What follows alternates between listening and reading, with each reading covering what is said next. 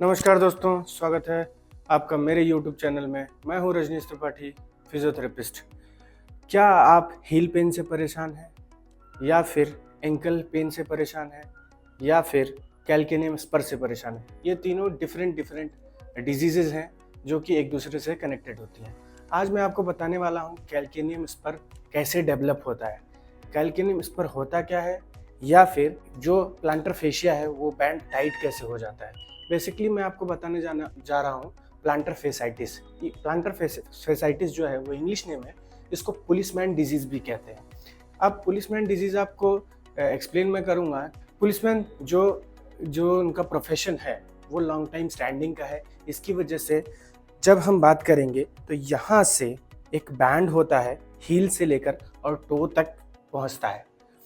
वो बैंड पूरी तरह से टाइट हो जाता है due to long time standing. जितना लॉन्ग टाइम स्टैंडिंग करेंगे उतना ही वो बैंड टाइट होता जाता है, और जब वो बैंड टाइट होता है तो ये कैल्केनियम बोन के पास यहाँ पे स्पर फॉर्म होना शुरू होता है। स्पर मतलब क्या बोलते हैं उसको, कि उस पार्ट में इरोजन स्टार्ट हो जाता है, और वो बैंड पूरी तरह से टाइट होने की वजह से जैसे ही हम हील को किसी ऐसे प्लेस पे रखते हैं या नीचे रखते हैं तो पेन सडनली स्टार्ट होता है और सीवियर पेन होता है। अब इसके सिम्टम्स क्या क्या होते हैं? Sudden pain, night worsen pain, morning stiffness and morning pain, और जब आप लोकल एरिया में टच करते हैं तो वार्मथ मतलब थोड़ा सा गर्माहट महसूस करेंगे। तो ये आपके सिम्टम्स होते हैं। अब इसके होने के कारण क्या है? पहला कारण जो मैंने आपको बताया, पुलिसमैन डिजीज़, कि जो लंबे समय तक खड़े रहते हैं। लंबे समय से खड़े रहने का एक कारण है, पूरी बॉडी का वेट आपके हील के ऊपर जाता है और वो जो बैंड होता है वो पूरी तरह से टाइट हो जाता है। सेकेंडरी पर्पस क्या होता है? Over weight. अगर आपका बॉडी का वेट 100 kg से ऊपर है और आप आधे घंटे के लिए खड़े हो रहे हो, 10 मिनट के लिए खड़े हो रहे हो, तो complete weight goes under the downwards in the heel, तो वहाँ पे फिर स्वेलिंग स्टार्ट हो जाएगी। थर्ड चीज़ क्या होती है? Idiopathic, unknown cause. Unknown cause क्यों होता है? क्योंकि बिना कारण के डेवलप हो गया हो। फोर्थ कॉज होता है, जहाँ तक कि हमने देखा है, इन द प्रेगनेंसी।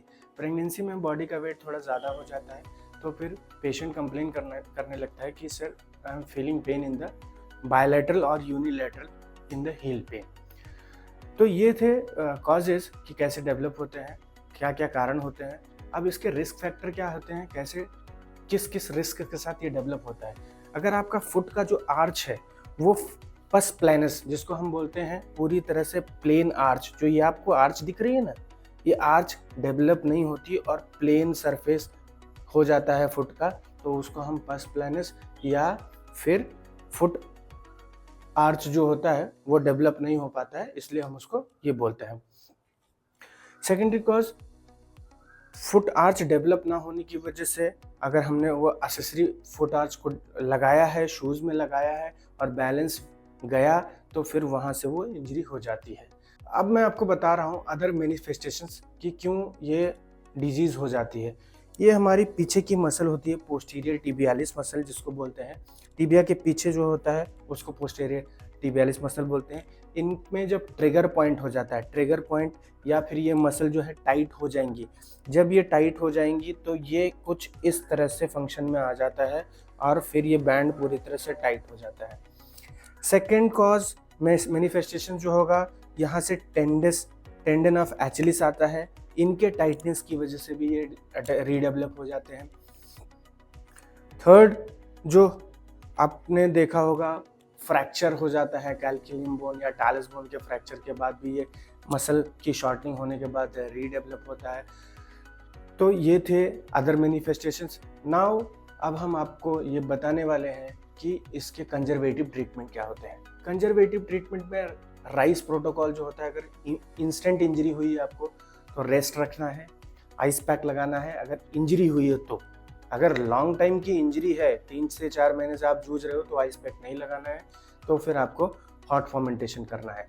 उसके बाद रिसेंट की इंजरी है तो कंप्रेशन करना है और एलिवेट करके रखना है अगर इंजरी हुई हो तो। और अगर ये पेन कंटिन्यूस बहुत 2-3 हफ्तों से आप जूझ रहे हैं तो वार्म वाटर में डिप करना है फुल लेग, जिसमें एचलिस टेंडन भी आपका वार्म हो जाएगा और उसके बाद स्ट्रेचिंग्स होंगी। कंजर्वेटिव ट्रीटमेंट में आगे फिजियोथेरेपी पॉइंट ऑफ व्यू के लिए मैं बताऊंगा अल्ट्रासाउंड थेरेपी लेना है। अल्ट्रासाउंड थेरेपी का ट्रीटमेंट जो होगा वो 5 to 10 मिनट के बीच में होगा। उससे भी एडवांस में फिर लेज़र थेरेपी लेना है। लेज़र थेरेपी क्लास 3 या क्लास 4 वर्जन का होना चाहिए।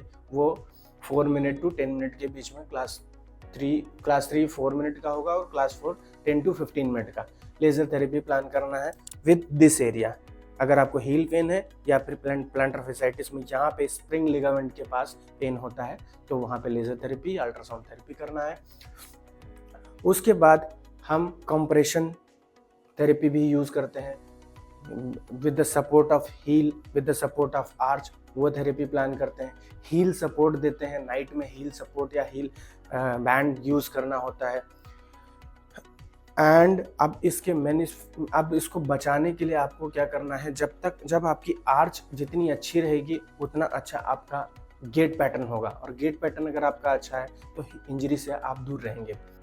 तो ये थी जानकारी प्लांटर फैसाइटिस या कैल्केनियम स्पर की। एक छोटा सा पॉइंट मैंने आपको बोला है, ये बेसिकली मेडिकल टर्मिनोलॉजी के हिसाब से देखें तो बहुत सारे मैनिफेस्टेशंस इसके अंदर आएंगे। तो आप ये ट्रीटमेंट आपको यहाँ पे अप्लाई नहीं करना है। आपको पहले ऑर्थोपेडिक डॉक्टर से मिलना है या फिर फिजियोथेरेपी से मिलना है, और वो जैसा एडवाइस देंगे उसको फॉलो करना है। ये सिर्फ एक एजुकेशनल वीडियो है, आप इसको ट्रीटमेंट पर्पज से मत लीजिएगा। सिर्फ आप मेरे पॉइंट ऑफ व्यू से गो थ्रू होके जाइए कि अवेयरनेस के लिए मैं आपको बता रहा हूँ, it's not for the treatment.